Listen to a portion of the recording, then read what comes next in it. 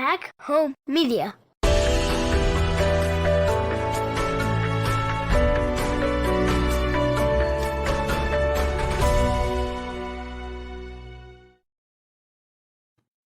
Yeah, hello everybody, and welcome to another episode of the Kansas Missing and Unsolved podcast. I'm your host, Ricky Chabruggi, and joining me again is Derek from Arizona. How's it going, Derek? What's going on, buddy? Not doing too bad. I got my voice back, so Yeah. yeah, I think I finally beat these allergies. I hope. Well, at least it was just allergies, man. Yeah, hopefully no Nothing sneezing crazy. tonight. Oh, I know, right? Yeah, there's a lot of bad stuff going on out there, COVID and sicknesses and all kinds of stuff going on out there. So Yeah, not good, man. So how was your fourth? How was Salina? noisy. I saw a post on the Salina scanner page that said tonight's the night we get to play as a firework or a shooting. Yeah, Is Salina that bad, or is somebody just being? I think someone's being a smart aleck because I never heard of any shootings, but I know we did have a couple of firework accidents over the weekend, and thoughts and prayers go out to those folks. Now, how do you find out about firework accidents in Salina, Kansas? The Salina police scanner page that my brother does. Do you have a scanner? Well, I do, but they recently switched to a new trunking system, and so it's rendered my scanner obsolete. I've got to get a new one. Do they still sell on the market scanners that you can listen into the? Yeah, but they're very pricey. Very pricey. Okay. Yep. They are. The one my brother got was, I don't remember how much it was, but What up, Christy? somewhere around the $500 mark. Southeast Oklahoma. What's going on, Roxanne? She's checking in. Christopher Yep, sure Under. Yeah. Nice to see where everybody's from. Hi from Fort Scott, Kansas, but watching from Florida. Oh, nice. Sweet. Nice and warm in Florida. Nice and crispy, I'm assuming. Mhm. It's humid in Phoenix because it rained all weekend. Yeah. What up, Mondi? Yeah. I love seeing our friends that we see every week. Oh, yeah. Me too. Pretty bad deal they had down there in Miami with that condo collapsing down there. No kidding, man. What the heck was that about? No, I haven't heard what caused it, but I don't either. saw reports of people hearing things creaking and popping before it went down and stuff like that. Really? Yeah. Southeast Kansas, Baxter Yep. Springs area. Yep. I like Southeast Kansas. That whole part of the country. If you get over into Oklahoma, you got the casinos right there. Yeah. Missouri's over there. You got Joplin. It's crazy. Yep. So very sad. Yeah. That Florida is kind of known. I don't know if I don't think it has anything to do with sinkholes, but I know Florida has sinkhole problems. And I'm always scared of sinkholes. Like, what if you're just sitting there and next thing you know, you're 30 feet down, just like, and you probably die. It's not good. It's not good, Ricky. I'm scared of those. We should outlaw sinkholes because they're very scary. Yeah. There's one out in western Kansas, out there by Tribune. Tribune. There's a big sinkhole that just appeared one day and it's huge. But crazy stuff. Thoughts and prayers to everybody involved in that building collapse. That's really scary stuff. We got Burlington, Kansas in the house. Let me turn my fan on. Oh, wow. So I at least have one fan in the world. Huh.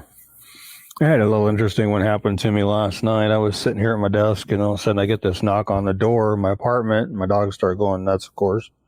But I go in there and answer it, and this police officer asking me if I had seen a naked man wandering around my apartment complex. And I said, no, I have been in my apartment all night with my daughter, so I haven't seen anything. Naked man, huh? While we're on the streets? I guess somewhere around the complex. He was going door to door, asking everybody door to door if they'd seen anything. So, I mean, I know you can get arrested for that because that's one thing. That's one thing that the one thing that I like. If you expose yourself in public, you go to jail, right? Yeah. I think that if you just, without any warning, send a picture of your genitals to a stranger, I think you should be able to go to jail for that too. It's just like, here it is. I did find out in Kansas, though, that it is legal that if a woman wants to walk around topless in public, she can do it in Kansas. It's legal. Ladies, let's take advantage. I'm like, okay. Uh-huh. Don't know whose idea that was, but okay. I'm sure each town has their own ordinance regarding that, but overall as a state. Watching from LA, but live in Dodge City. Nice. Love Dodge City. Yeah, Judy. We have a lot of naked people walking around. Holy crap. Oh my goodness. I mean, it's your birthday suit, you know? Yeah. I mean, we're born that way, I guess. I don't know. I don't know. Maybe it's just because I know what I look like naked, but I don't think the world has to worry about me exposing myself to anybody. I don't even want to see myself naked, Ricky. Oh, man. I'm not trying to show anybody else. My wife has to see it sometimes, you know, and I'm like, if I'm walking through the room after a shower, I feel bad for her. I mean, nobody wants to see this. Raining off here today in Destin. Nice. Yeah. Yeah. On another note, something, but I don't see it. Yeah, that's weird. And I did post a post the other day. Somebody has sent me a couple messages to the Kansas Missing and Unsolved inbox, and I don't know if it's because of their privacy settings are set in such a certain way, but I can't see the messages. Okay.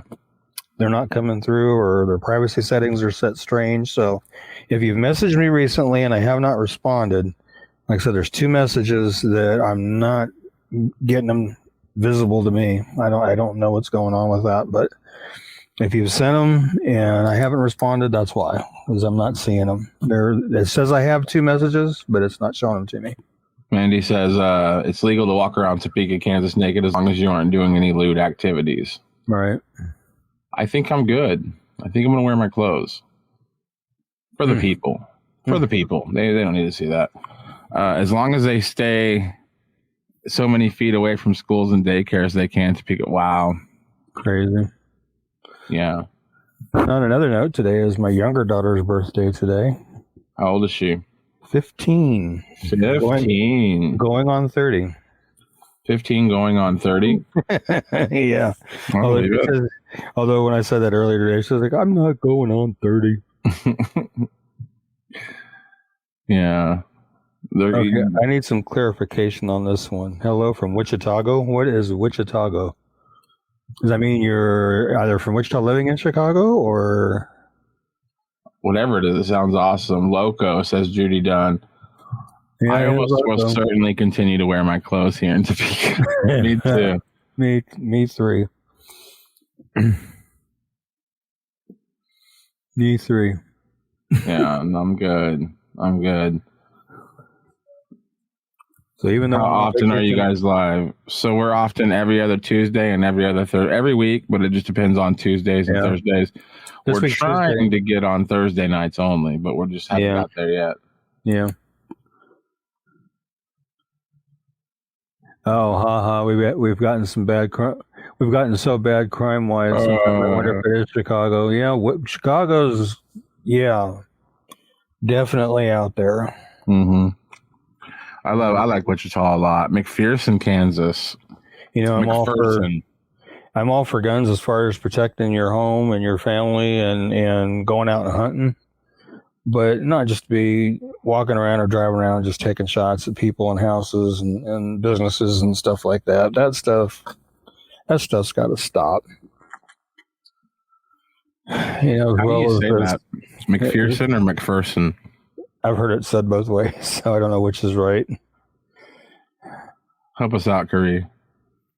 I mean, I think I mentioned it on last week's show, but I don't understand why it's become the norm to settle our disputes with guns. I don't get it. I just don't get it. What up, Melanie? Yeah. Hello, Melanie. We don't have a ton of cases tonight, so we were kind of planning on talking to y'all tonight a little bit. Yeah. So we don't have a ton of cases. You know, and it's great we don't have a ton of cases. We're coming off of a holiday weekend. Yeah. But yeah, it's a pretty slow week. Hold on, we got some tons of stuff here. Good evening, guys. Melanie says, I have a gun, protect, not to hurt anyone on purpose. Yeah. This is my thing.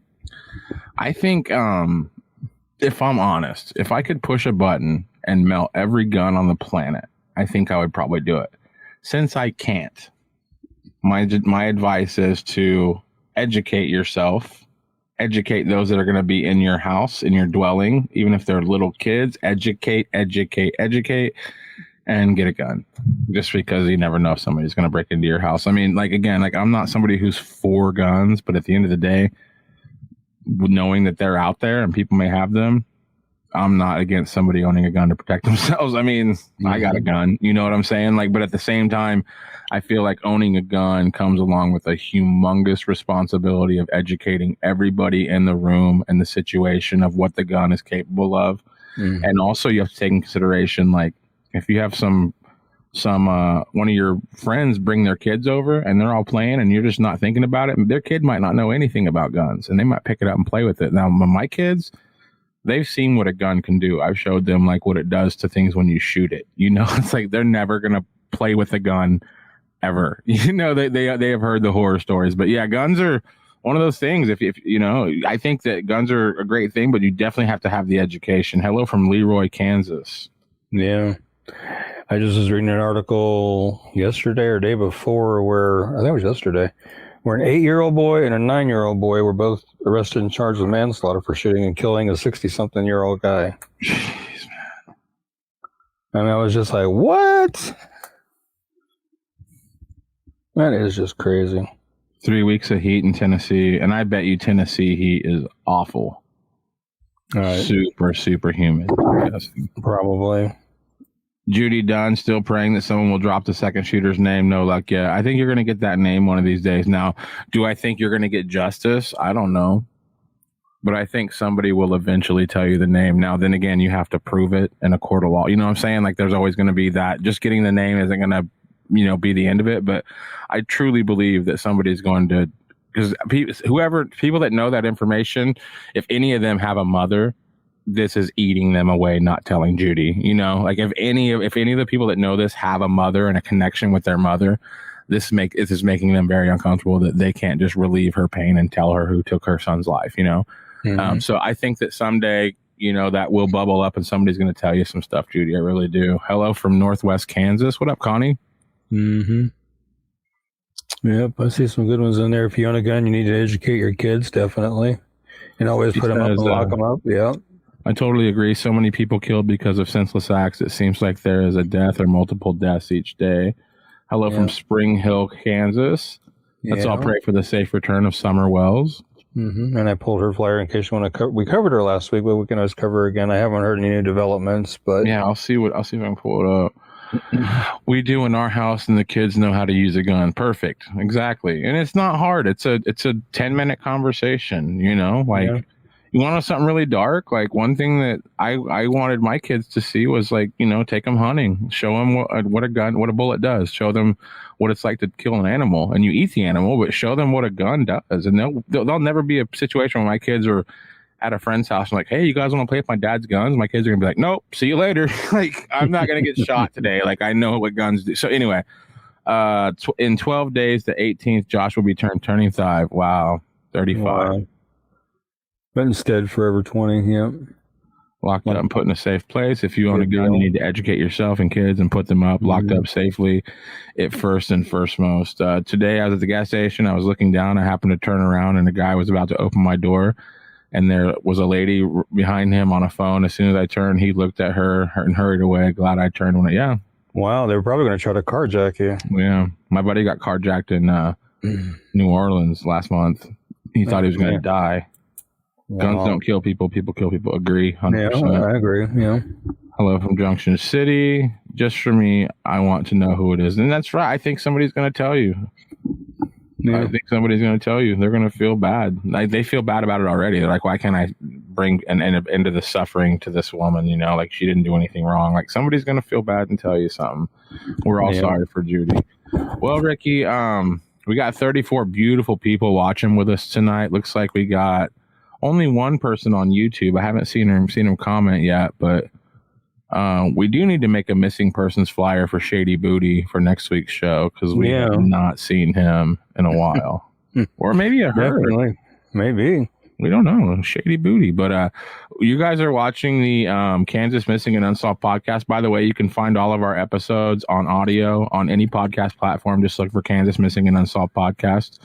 We'll be right back after this. If you or someone you know is a victim of human trafficking, call the National Human Trafficking Hotline at 1-888-373-7888.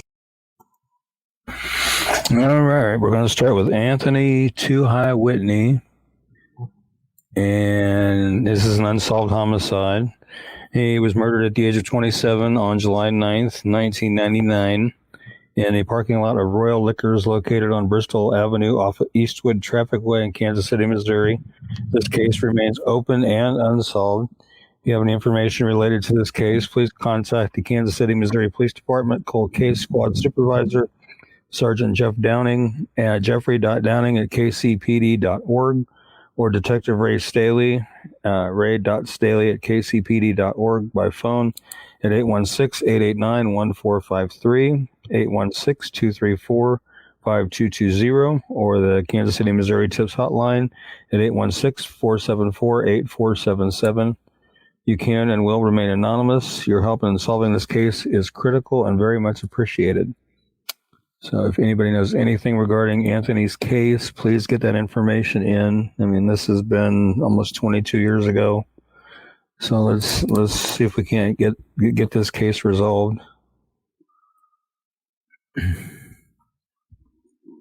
talk about family hurting, Anthony's family's been waiting too long. Last night I was texted, hang on a minute. I'll stop it.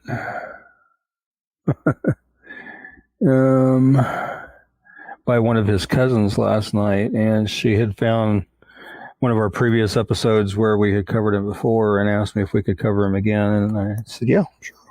Yeah, definitely. For sure, yeah.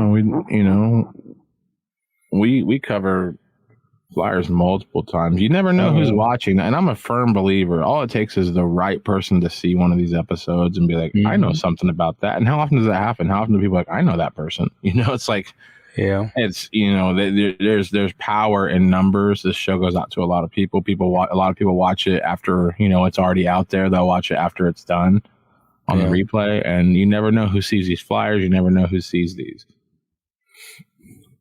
Almost lost her other son last week to a health issue. He's still critical. Oh, I'm sorry to hear that, Judy. I'll keep him in my prayers and pray for healing for him. Yeah, that's no good.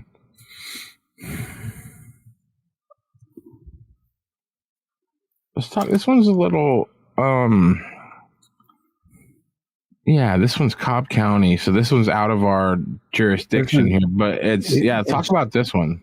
Yeah, this is Cobb County, Georgia. Cobb County firefighters spotted the body of a toddler boy during a training exercise on the river in Vinings. Cobb County fire crew was beginning training and filming a water safety video when they discovered the remains of the toddler. The boy was placed in the water in the area of the Chattahoochee River National Recreation Area on June 26th, sometime between 5 and 5:30 in the afternoon. The boy's exact age is not known, but investigators believe he was likely between 18 months and 3 years old. His body may have been in the river for 5 days before the remains were recovered. Brianna Cooper, 27, of Stone Mountain, Georgia, was taken into custody late Thursday, July 1st, 2021. Cooper faces a felony charge of concealing the death of another. The relationship between Cooper and the boy has not been confirmed. Police say it's likely the child may be missing from a location north of Cobb County. If anybody has any information, they can call the Cobb County, Georgia Police Department's tip line at 770-499-4111 or email Cobb Police Crime Tips at cobbcounty.org and see if we can't help get this little guy identified. What is wrong with people? I don't know. It's a good question. Do they know if there's any signs of like trauma, or like do they think that the baby died in her custody of like maybe natural causes and she freaked out and threw it in the river? Or? I'm not sure. They haven't really disclosed any of that just yet. I'm sure they're waiting on autopsy results. I'm sure. before they make don't official get like statement. where you're like, yeah, I'm gonna throw this kid in the water after I just don't get it. Yeah. Yeah, it's very sad. Very, very sad. Why anybody would want to do that to a little child is just beyond me. I don't get it, man. At first, I thought it was a little girl when I first saw the picture, and then I read multiple articles where it says it's a boy. So I'm like, oh, okay. Right. And somebody actually commented about an Amber Alert out of California, and they sent a screenshot, and the boy in the picture looks like it could be the little guy, but problem is the timeline doesn't match up. So, Right. Because his body was found before the Amber Alert went out in California. So. Wow.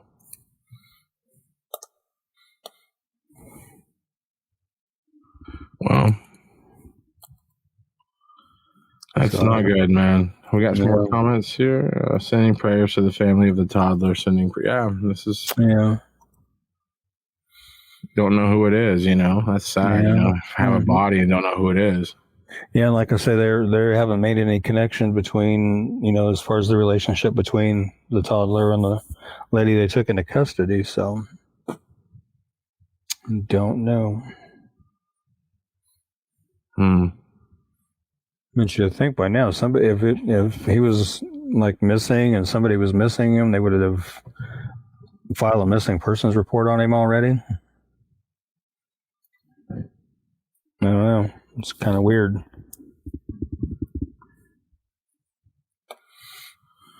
Well, tell us about Dezire. All right. She's missing from Wichita, Kansas since June 19th of 2021. 16 years old. She's 5 foot 5 inches tall, weighs 125 pounds, has black hair and brown eyes.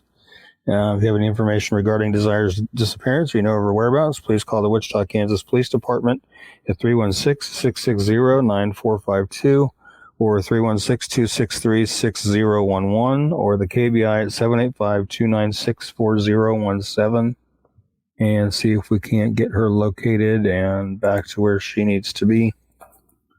Hopefully. Yeah. Yep. Let's hope. 16, man. Yeah. Yep. Yeah, me too. I hope she's found alive as well. Talk about Dominic. Okay.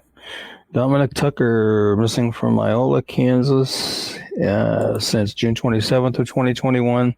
He's 16 years old. He's 5 foot 6 inches tall, weighs 140 to 150 pounds, has brown hair and brown eyes. I believe he may still be in the local Iola area, or he may be in the Chinook, Kansas area. If you have any information regarding Dominic's disappearance, or you know of his whereabouts, please call the Allen County 911 Communications Center at 620-365-1437.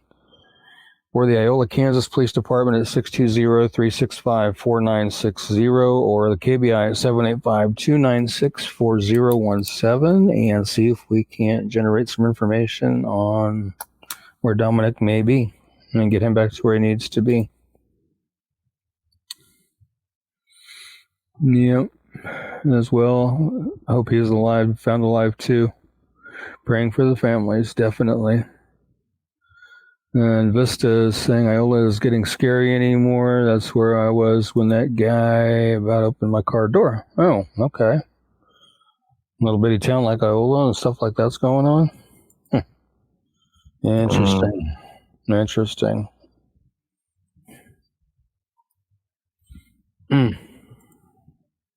Just goes to show you it can happen in small towns as well as big towns. Jeez. And no matter what size of town you live in, you're not immune, unfortunately. No. I've primarily lived in small towns my whole life, and you still have, it's a smaller scale, but you still have bad stuff happen all the time, you know? Yep. That's for sure. Mm-hmm. Let's talk about Kayla. Right, hey. She is missing from Wichita, Kansas. Kayal Lee Riedel. Since June 22nd, 2021, she's 16 years old. She's 5'9" tall, weighs 110 pounds, has brown hair and green eyes. It is believed she may still be in the local Wichita area, or she may be headed to Oklahoma. If you have any information regarding Kayla's disappearance or you know of her whereabouts, please call the Wichita, Kansas Police Department at 316-660-9452 or 316-263-6011. Or the KBI at 785-296-4017 and see if we can get some information generated on where she is and get her back to where she needs to be. Right. Yep. It's a little worrisome seeing all these missing teenagers and stuff. It blows my mind. And maybe this is just something that's been going on for quite some time, and we're just not as aware of it as we are now because we have the internet and everything now, and where we didn't have 20, 30, 40 years ago. It's hard to say. Right. Yeah. Kelly, prayers and sad that teens are missing rather than they are runaways or kidnapped. Yeah, if you actually read the wording on the flyers, when I do the flyers, like with Kayla's, I always say that they're a missing, in danger, and runaway who went missing from, because we don't honestly know if they are missing or a runaway. Yeah. And Crystal Walden's asking if we could cover Heaven Kaler, which we can. Yeah, we did her last week, but we can sure cover her again. Let me go ahead and get both of those on here. Who was the first? So I'm going to pull Kaylin real quick. Summer Wells was the other one. Okay. So they were both from last week? I believe so, yeah.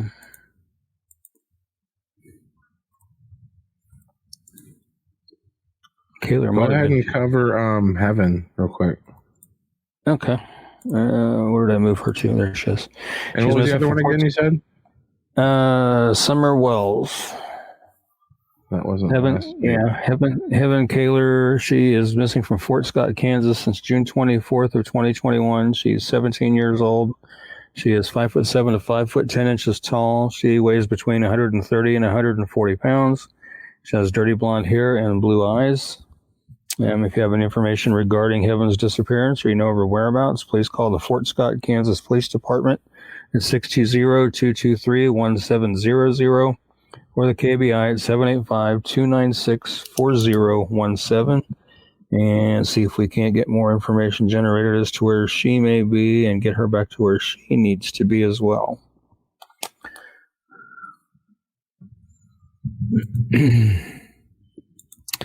Yeah. I mean, that's the sad thing. We don't know if they're runaways. I mean, majority of them, I'm sure, are runners, but and even if they are runaways, you know, and I brought this up before, we don't know that they ran to run on their own accord, or did they run because maybe they were communicating with somebody online that maybe talked them into it, maybe.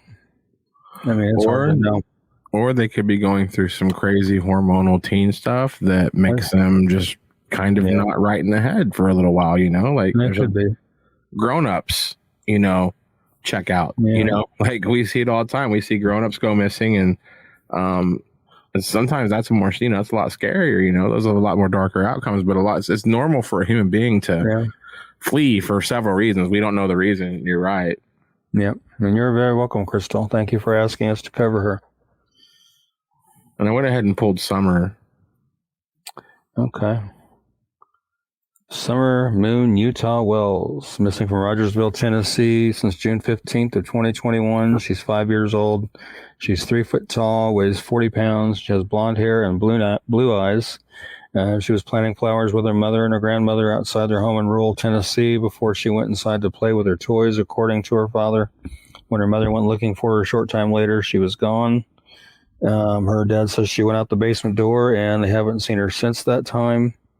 Summer went missing from the family home on Ben Hill Road in the unincorporated community of Beach Creek, where neighbors are few and far between.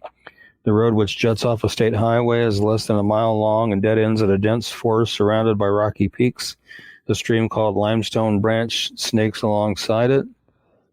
Again, she's 5 years old. She's 3 foot tall, weighs 40 pounds. She has short blonde hair and blue eyes. She was last wearing a pink shirt, gray pants, and is possibly barefoot. And the photo there on the far right is the probably the most recent, showing how short her hair is. And if you have any information regarding Summer's disappearance or you know her whereabouts, please call the Tennessee Bureau of Investigation at 800-824-3463 or the Hawkins County Sheriff's Office at 423-272-7121. Tips can also be emailed to tips@tbi.tn.gov.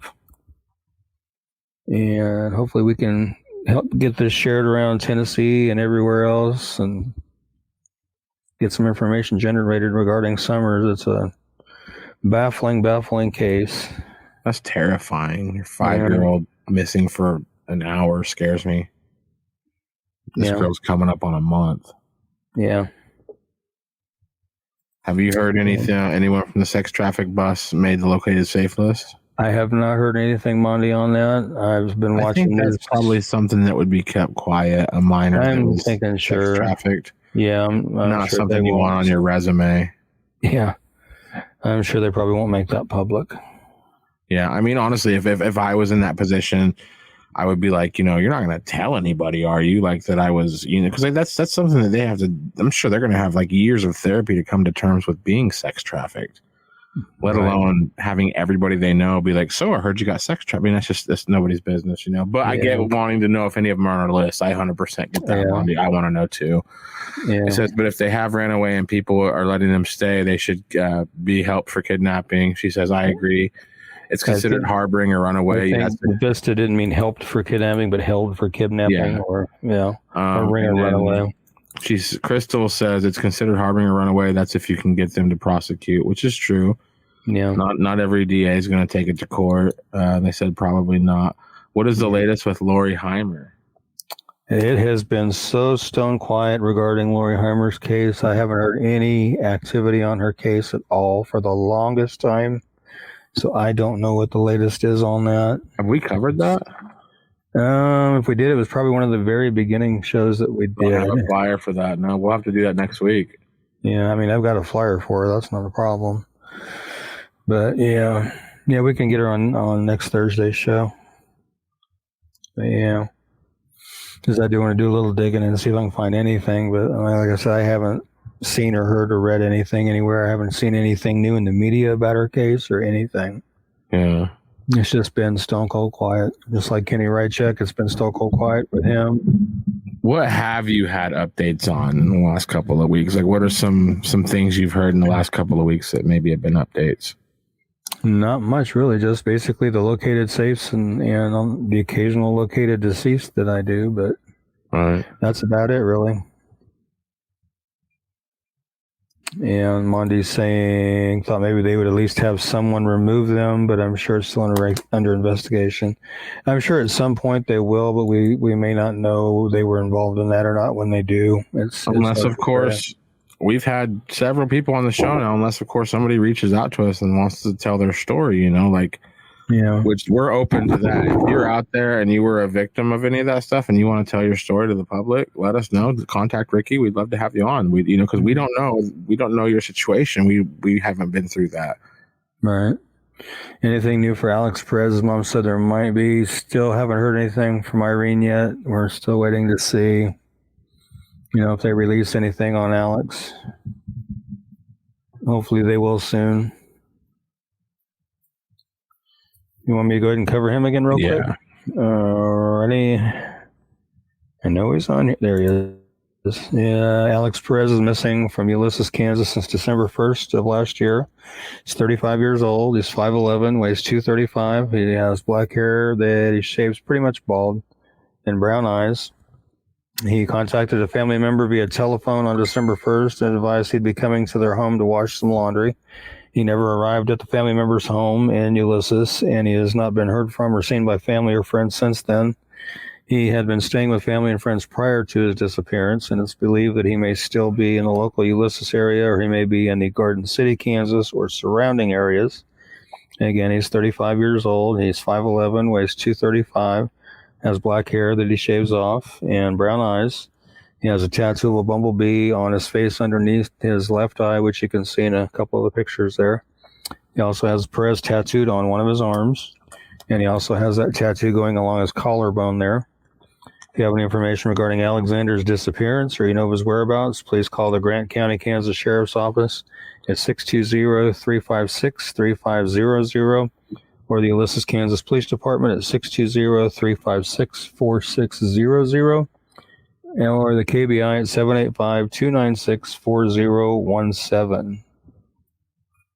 So hopefully we can get some information generated on him, or hopefully Irene can give us an update pretty soon. And the last thing Irene told us was that the KBI told her that they had news for her, that there had been some people at least in custody for questioning. I don't know if they were staying in custody, and that they had news that was not good. That was what Irene updated us on a couple weeks ago. She was like, they said they have news. They said it's not good news. And they said that they have like 3 or 4 people that they've been questioning pretty extensively, but not the person that was attached to the sketchy Snapchat that was sent to the family. So that's a little alarming. Why isn't that person being talked to, you know? But yeah, that's sort of the latest on Alexander. Yep. Hopefully we'll get something from Irene here pretty soon, though, and she can update us and let us know. She's a great woman, and Alexander has a tremendous mother. She cares, and she cares so much about, you know, what's going on. And I feel bad for anybody associated for if anything malicious happened to Alexander, as the Snapchat alluded to. Good luck, because Irene Perez is not stopping. She is not going to stop coming after you. So not to mention all the friends and family that have popped in on the show and stuff like that too. So he's got a large backing behind him. Yeah, so. I just want to remind you that this is not going to go away. You know, if you did something like, you know, we've heard some things, you know, on Snapchat and stuff. If somebody harmed Alexander Perez, like that, you made a decision that you can't come back from. Like, there are people after you, and they're not going to stop until they have you. So enjoy your freedom, and, you know, but yeah, like I said, nobody's going anywhere. She said, so glad they brought some home. Who were we talking about on that one? Which one's that? I'm not sure. Somebody said, so glad they brought some home. Oh, that's referring to the sex trafficking thing. Oh, yeah. I'm so glad, too. She says, don't mess with Mama Bear. You're right. I mean, I'm serious. I've never met Irene, but I don't want to fight her.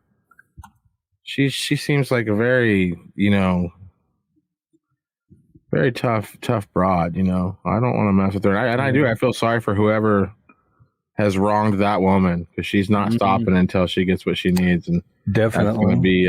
That's going to be. So tonight's episode is called Who Shot Casey Gillespie?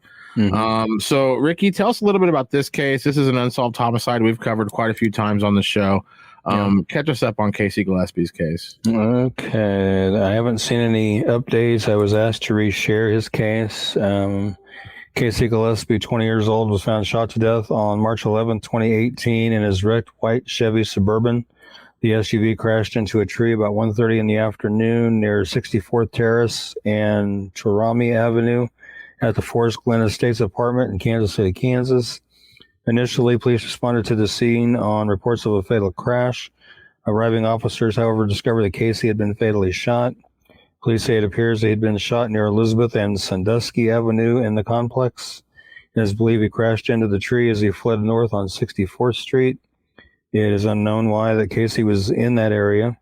There is a reward of up to $12,000 for information leading to an arrest of the person or persons responsible for Casey's death. If you have any information regarding his death, you're asked to submit it through Crime Stoppers by calling 816-474-8477 or on their website, kccrimestoppers.com, or through their app. And hopefully we can get some information generated and help bring this case to its conclusion. by bringing the person or persons responsible to justice. So if anybody knows anything regarding it, call it in and let them know. You can stay anonymous by calling the tips line, the 816-474-8477. Hold on, say that slower. Do it. Say that number slower. 816-474-8477.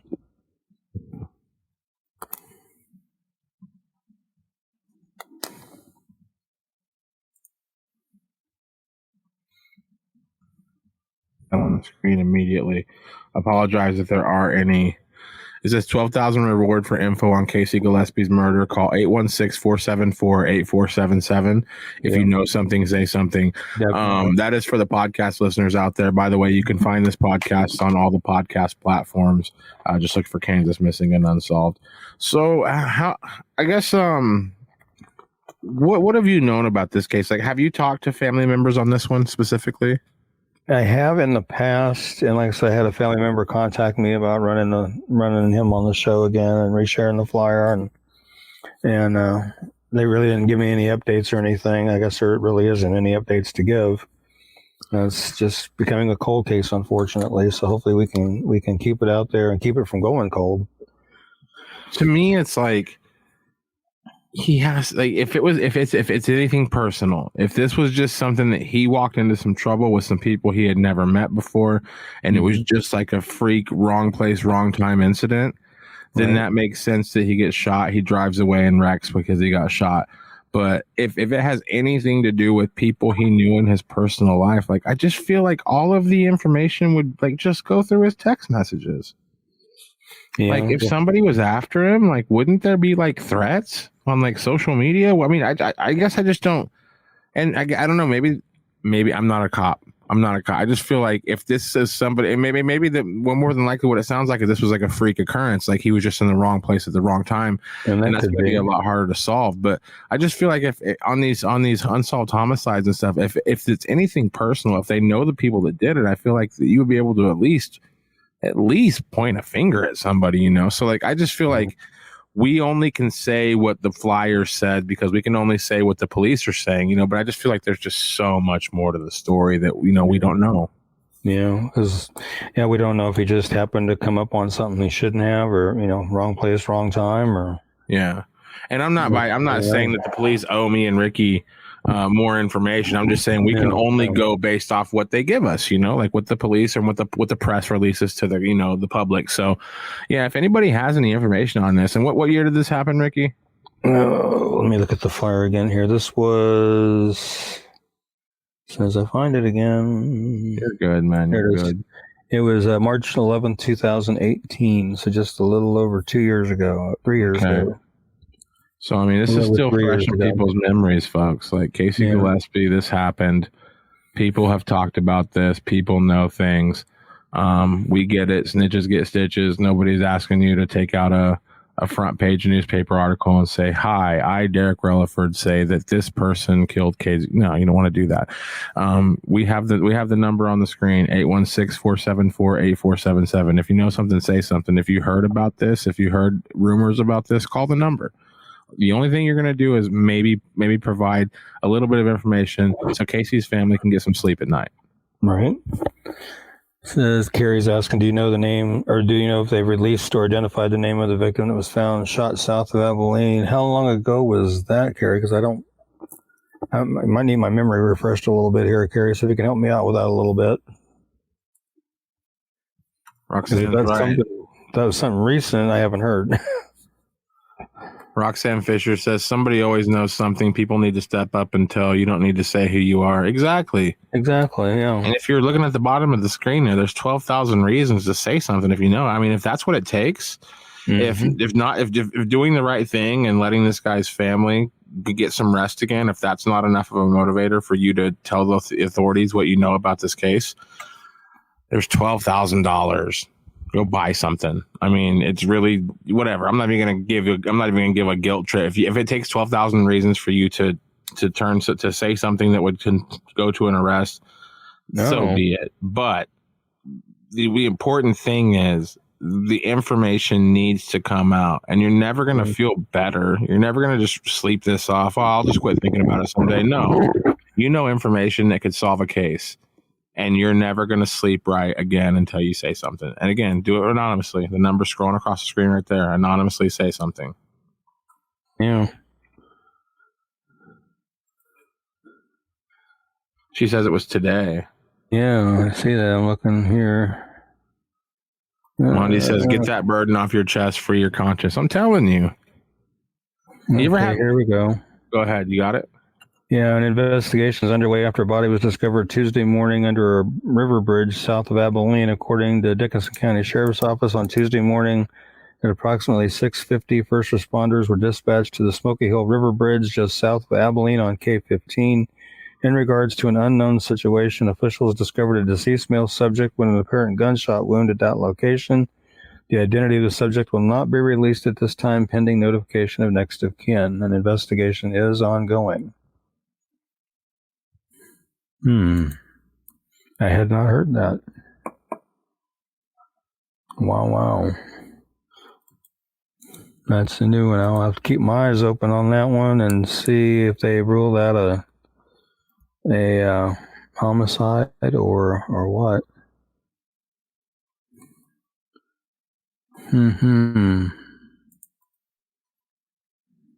I'm checking different articles in different locations to see if anybody's got any different kind of information. So far, they're all reading all the same. Pretty much. I got this. All read the same. So this is what we're talking about here, the Smoky Hill River Bridge? Yeah, south of Abilene, yeah. That's an old picture of it, but yeah. That's an old postcard. Well, I was feeling a little nostalgic, Rick. Yeah. I don't know if that's still... Would they say that the body was found right by there? Under there, it sounds like. Oh, wow.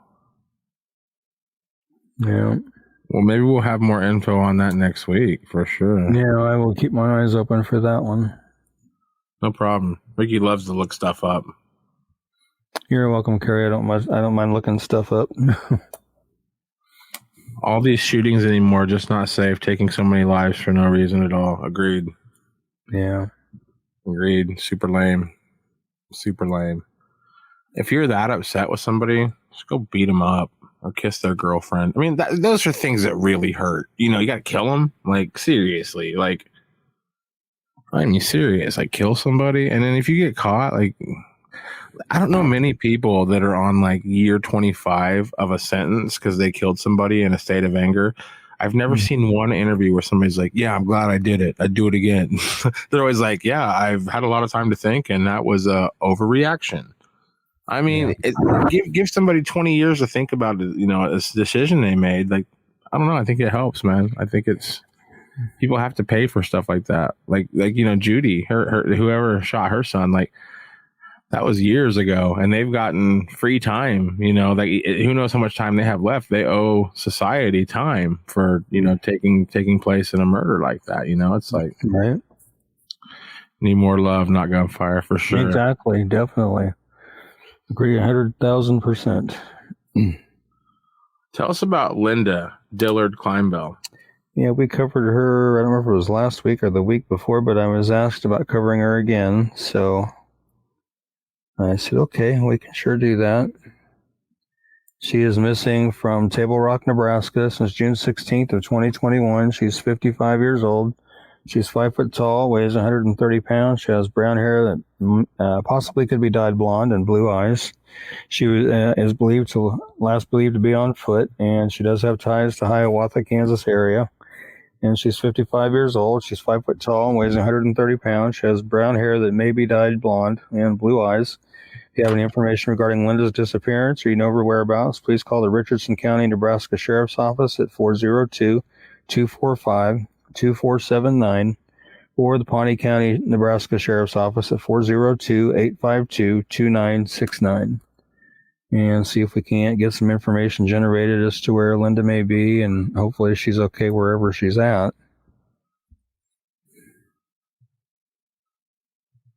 Yeah. Oh, man. 17-year-old in Topeka got killed visiting her mom for the 4th. She was just in the wrong place at the wrong time. So is it one of those instances where the 17-year-old was killed by a celebratory gunfire, as they call it, where they're celebrating the 4th by shooting a gun off? They're probably shooting it straight, like off into the... People are stupid. Well, what comes up must come down. Yeah, I mean, I just don't get. They sell blanks. Like if you're gonna be a gun owner, be smart. Don't just be like, well, I've decided to be a gun owner, so I went to the store today, and I said, give me 11 guns. So now I'm a gun owner. I own 11 guns. It's like, cool. You know how to use any of them? No, I'm just gonna wing it. Okay, you're gonna lose an eye because you can't just take some of these guns and just slap it together and pull the trigger. Like there's, you have to know how to do this stuff. If you want to if you want to celebrate, get some blanks. What is it? Mm-hmm. The West? Is it Dodge City, Kansas all over again? Like, what is it? Like, you got to shoot your 6-shooter off and come on. You're going to kill people. It sure seems like when you see people walking around with guns on their hips. It's like, holy crap. Yeah, man. We're reverting back to the 1800s or what? Something, man. So this name's a little hard for me to pronounce. Let's talk about, is it Serberthia? That's Serberthia. Yeah, Serberthia Basset. This was one I was just asked about doing the other day. I hadn't covered her before, and I was asked if I could do that. And I was like, yeah, I sure can. See, about 6:49 a.m. on Saturday, June 12th, a patron at the Turner Boat Access called 911. This was in Kansas City, Kansas, and stated there was a body lying on the ground near the boat ramp. According to the spokesman, the boat ramp is near 59th Street Lane and the Kansas River. Kansas City, Kansas police officers and Wyandotte County sheriff's officers arrived and found a female in her mid-60s deceased from an apparent homicide. The victim was identified as Serberthia Basset, 64, a resident of Kansas City, Kansas. The Wyandotte County, Kansas sheriff's officer is conducting the investigation into her death. If you have any information regarding Serberthia's death, please call Wyandotte County, Kansas sheriff's office at 913-573-2861. And see if we can't help find out who is responsible for her death and get her friends and family some justice. Yeah. And this I agree with too right here. A law should be put in place. If you buy a gun, you have to show proof of going to a gun safety class. That should be a required thing. Yeah. Gun safety should be before they even sell you the guns. Say, okay, fill out the paperwork for the gun, let them do their background. While they're doing the background, you should be required to go do a gun safety course. Yeah, agreed. Yes, Monty, she is 64.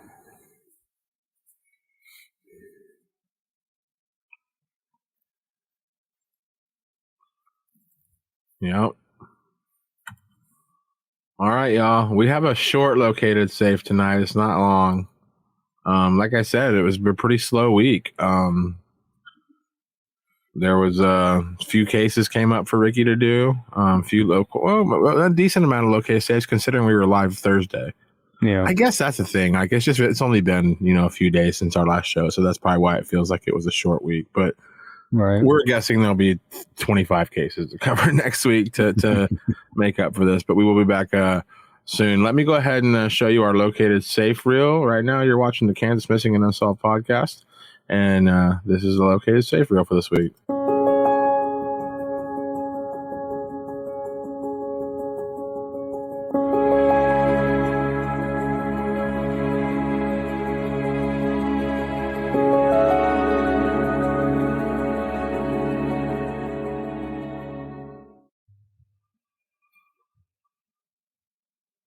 You're muted, buddy. Sorry about that. I always like to see those located safe reels. I always like putting the located safe on the flyer too. Yeah, it's always a good feeling. Yeah. This just says my husband is taking me out to teach me. I shot them, but I just don't feel comfortable yet. Yeah, you'll get there. It's guns. Look, guns are great. Guns are a good time, but in just one blink of an eye, a gun can become a horrible time. So, just got to have that respect. Got to have that respect for a firearm. Right. Thanks for doing this, for posting Alex Perez going into 8 months now. Exactly. Mm-hmm. We firmly believe somebody's going to speak up soon and sort of help the police tell the story and piece it together. And I hope somebody, answers for it. I can't believe it's been 8 months since the first time we covered him. Mm-hmm. And we've covered him every month since. I don't think we've missed a show. Well, maybe one, I think, where we didn't. But I think for the most part, we've had every single show. Yeah. So and we're going to continue to cover it until we get answers. Keeping a full court press on. Yeah. Well,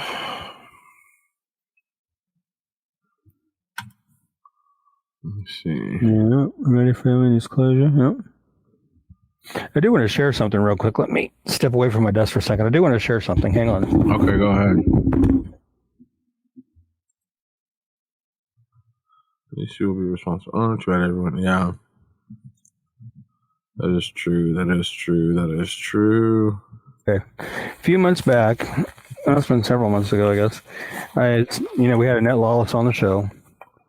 And so, and as you can see, I've got the picture over here where her and I had taken together a couple years ago when they exhumed Miss Molly's body for DNA. And of course, she's subsequently been identified as Robin Green from California. Well, I sent copies of those pictures to Annette.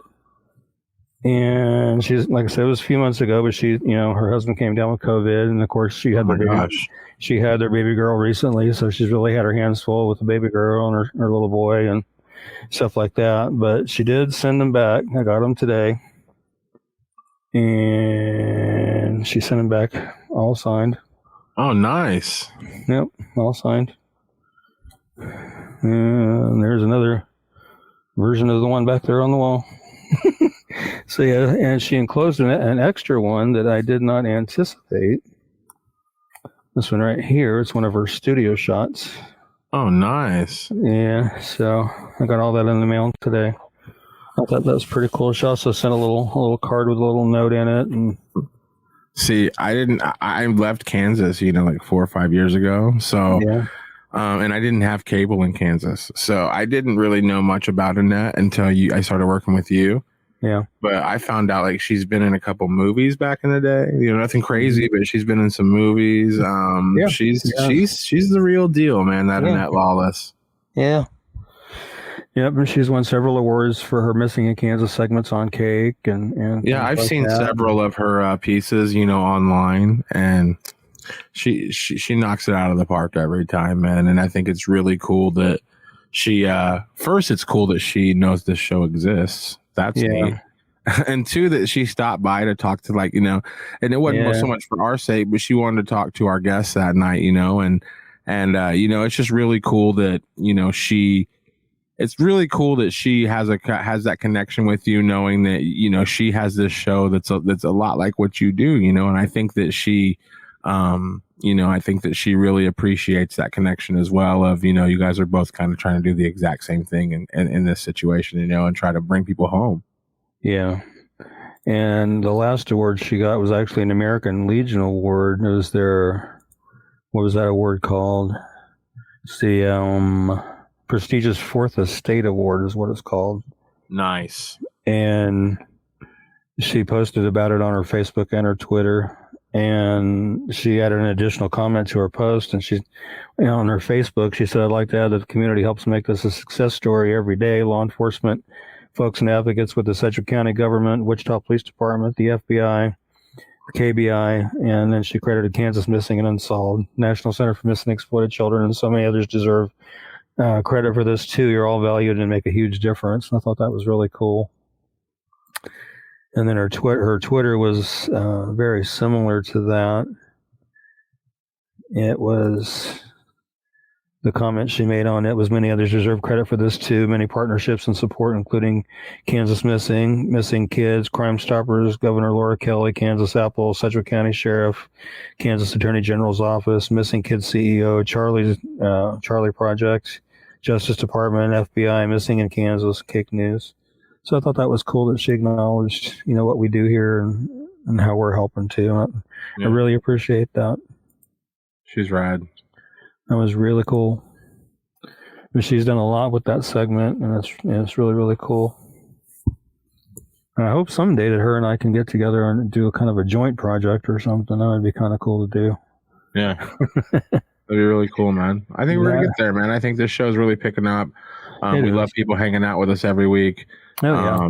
If we can get this on an every Thursday thing, I think that we would really have a nice family here every week that we can, and I think it would be therapeutic for everybody involved. Just a 1 hour a week where we all get together, all of us, web sleuths trying to solve crimes from, while having full-time jobs and raising children, I think that there's a little bit of it like where we know we're not law enforcement at all, but like we feel like we're trying to help, the situation. We're trying to provide as much information to the public as possible.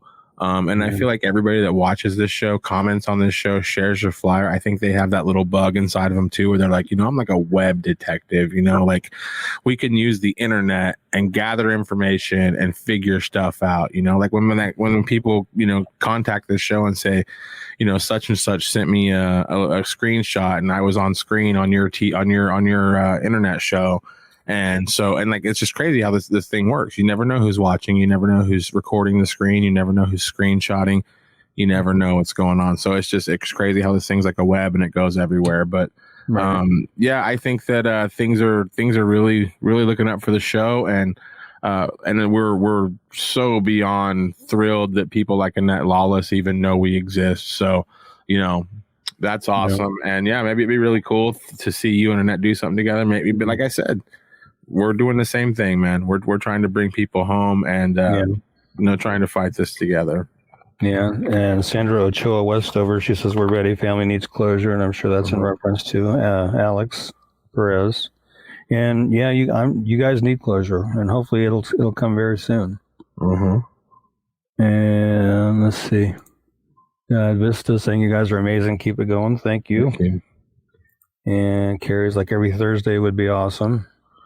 So do we just need to get like I'm hoping to be able to do every Thursday. I've been talking to my boss at work about it, letting her know, trying to get her to schedule me an earlier shift on Thursday so I can what if we do a petition, get home, get cleaned up. Online petition that says let Ricky have Thursday evenings off. Let's do it. No.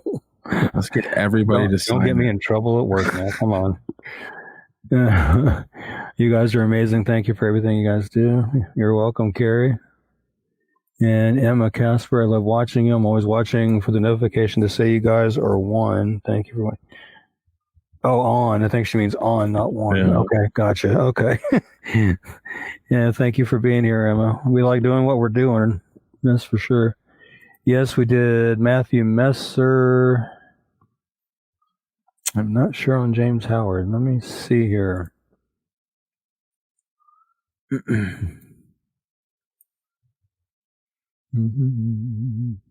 I don't even have a flyer made for James Howard, so if you can get me information on him, Crystal, I will definitely do that. Matthew Messer, we did cover last week. If you have it, we can do it real quick if you want. Let me get it. Yeah, because we did it last week.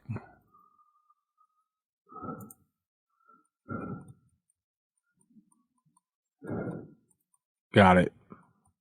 I'm scrolling down feverishly trying to find it here. I'm almost, oops, I just went right by it. 100 miles an hour. Let's see. My files are very long. See, Matthew Messer, Pittsburgh, Kansas, is where he's missing from since June 23rd of 2021. He's 15 years old, 5 foot 8 inches tall, 155 pounds, blonde hair, blue eyes. He was last seen about 5:30 in the morning on June 23rd, and it's believed he may be with Matthew Barnes, who's also considered missing and endangered.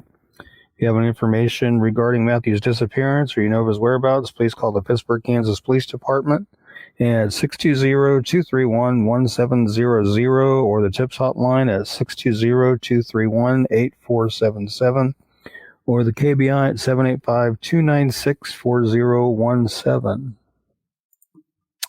And hopefully we can get some information generated for that. Okay. She said James is his half-brother. Okay. Okay. I'll get a flyer made when I can get the information tracked down. I'll get one made here. Okay. Okay. Thank you, Crystal. I'm on vacation from work this week, so I'm available pretty much any time all week. So... no, we didn't do an anniversary show for Lori Heimer. Looks like we need to get one or get her on one of our shows here pretty quick. And Matthew Barnes was located. Okay, I'll get him updated to located safe. That'll be a good one to do. And write that down so I don't forget. Otherwise, I probably will forget. But yeah.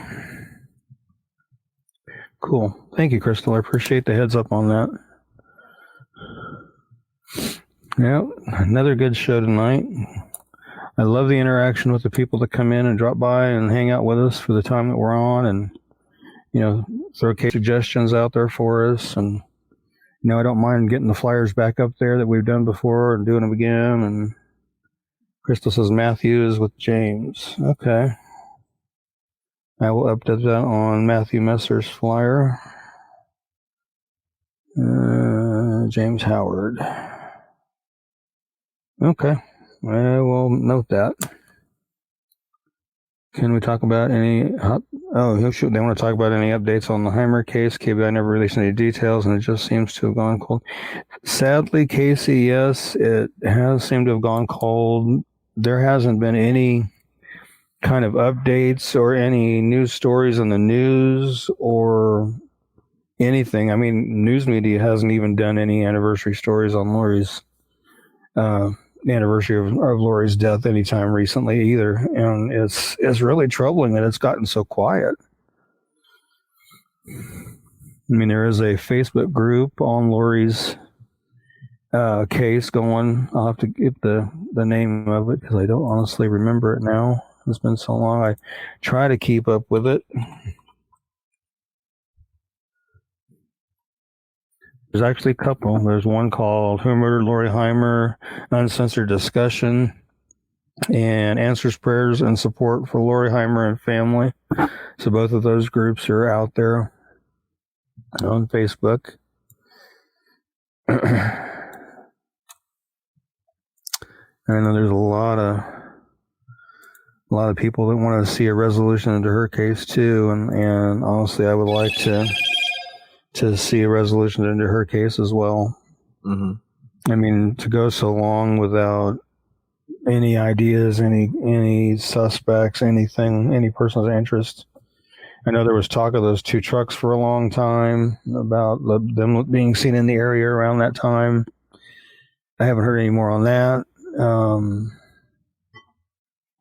I don't know. It's just been too quiet, way too quiet. Yeah. Yeah, hopefully. Yeah, it is disheartening, very disheartening. Hopefully something will break soon on Lori's case, and we'll have an update of some sort if something breaks, which I hope it will. And bring Megan Fogelsong home too, definitely. And I'm hoping that Ashley Duft out there with her group, Megan's Voice, I hope they're making headway on doing just that.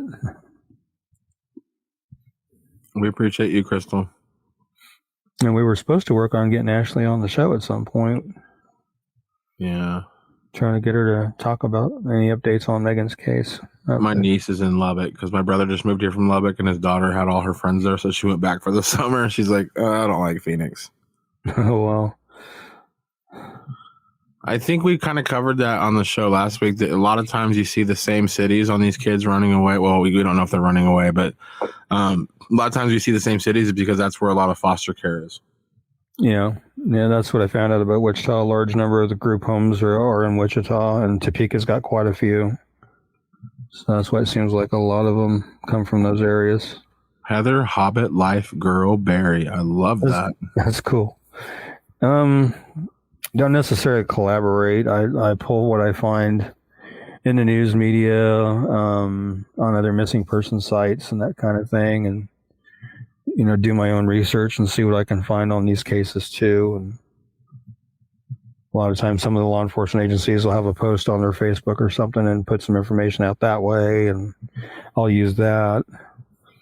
If I have a question or two, I'll try to call and talk to them and ask them, if I have a question. But and it would be nice to be able to collaborate with other missing persons Facebook pages or Twitter pages or whatever, and work together on some cases. That would be kind of cool to do.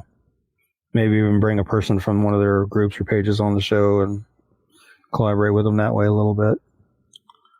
It might be something to think about down the road. Yeah. For sure. Yep.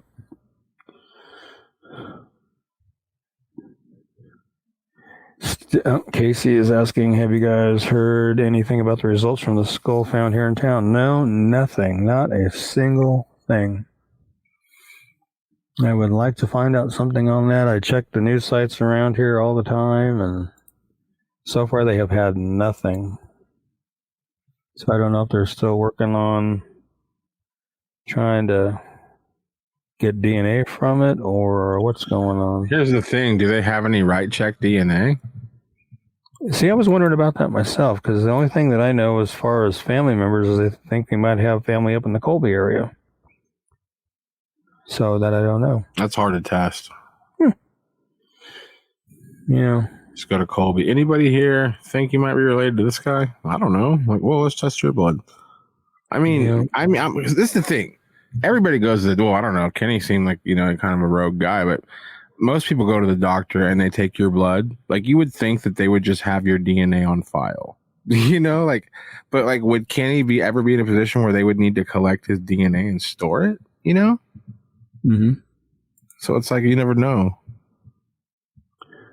There's a cold case from Texas. She's been on 48 hours before. No clues. Well, nothing mentioned recently. Her mom's a good friend of mine. Is desperately wanting closures.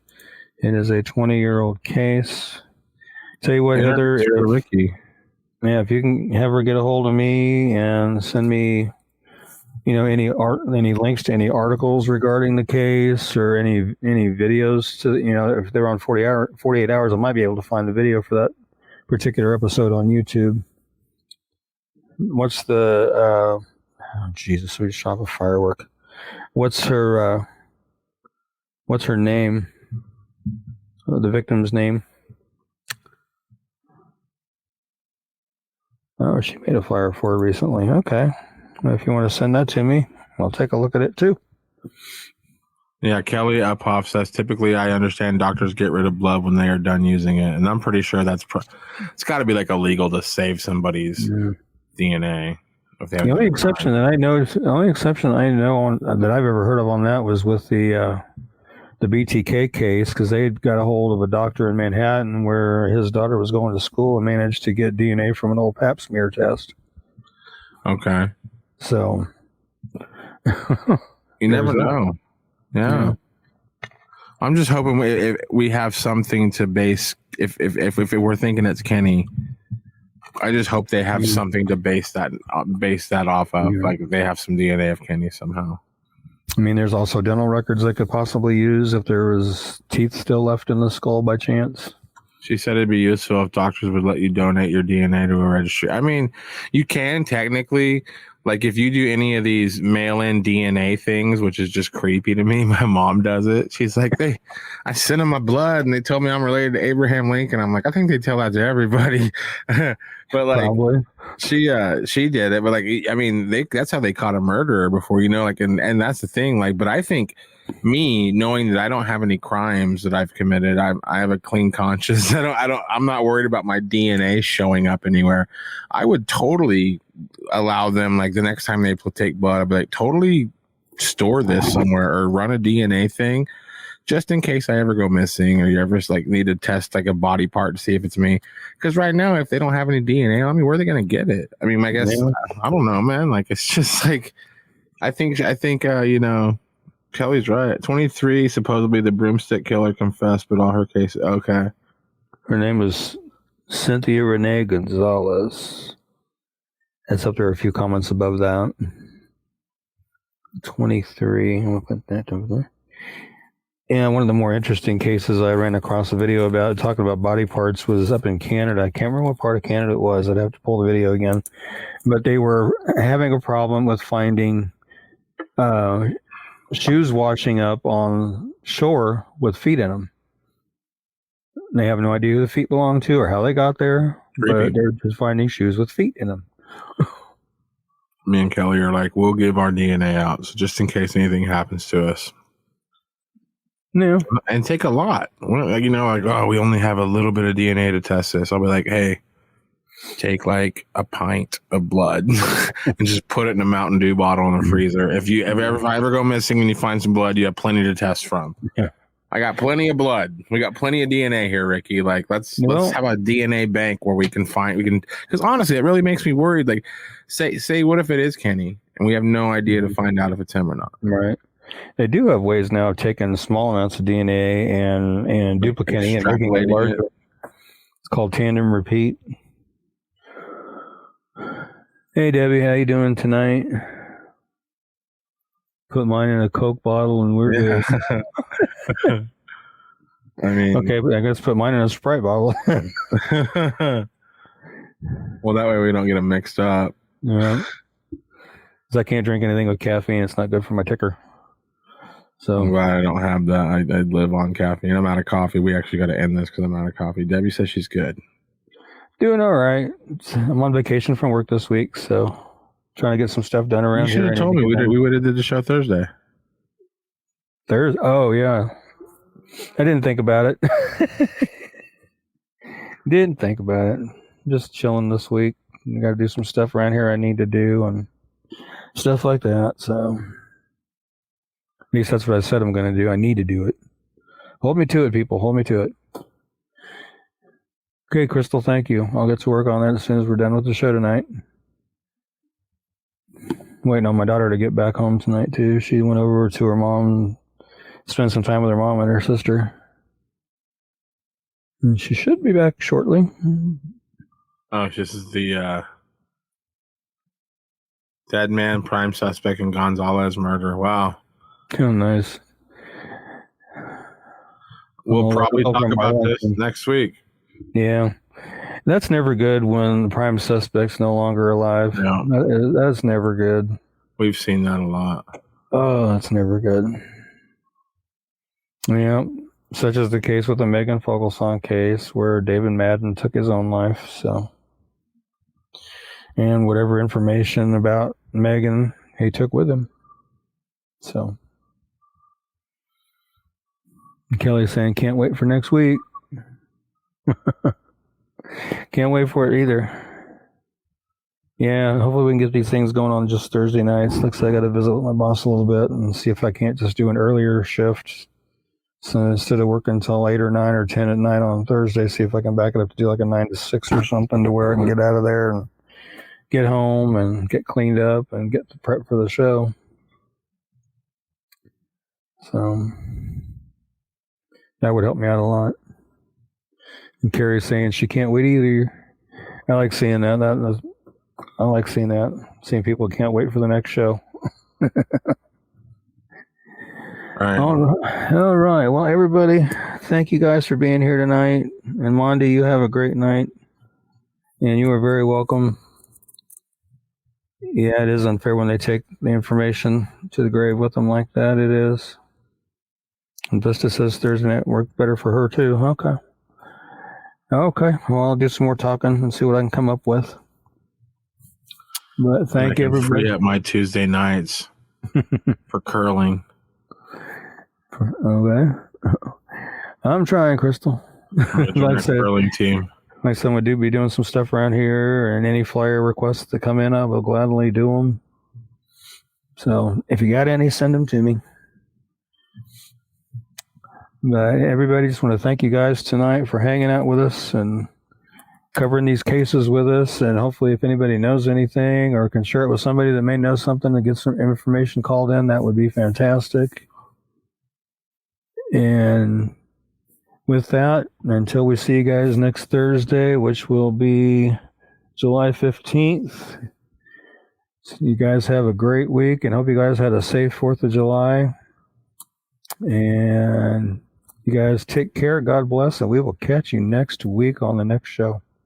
Well, I don't think it, I thought it, that's different. I said what I said and I meant it, or lamented. Words given weight without thought in a person, the way that I talk and the way that I ought to be able to pause and to say that the fault can be placed on my arm, to this playful assault, to this race in this arm. Pray for the day they could wait for the calm. You can't control the storm. Only slowly weather it. Whether it's 5 weeks and 5 days of rain sideways, or scorched earth, search for death, or water left with all the thorns, with the petals gone, settle on the breath of autumn. If the crown fits, wear it, the crown fits.